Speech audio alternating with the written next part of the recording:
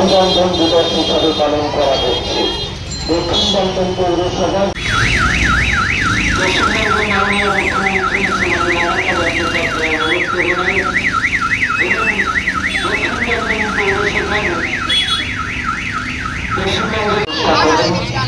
আজকের পবিত্র দিনে রাখীবন্ধন দিবস হিসাবে পালন করা হচ্ছে সারা রাজ্য জুড়ে।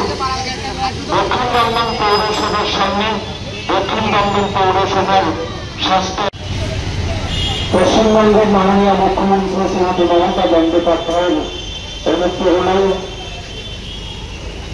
এবং পশ্চিমবঙ্গ সরকারের যুব কল্যাণ ও ক্রীড়া দপ্তর আয়োজিত এবং দক্ষিণ দমদম পৌরসভার স্বাস্থ্য ক্রীড়া ও যুব কল্যাণ দপ্তরের বিশেষ উদ্যোগে আজ পবিত্র রাখীবন্ধন উৎসব পালন করা হচ্ছে দক্ষিণ দমদম পৌরসভার সামনে। বাংলার প্রিয় মুখ্যমন্ত্রী প্রতি বছর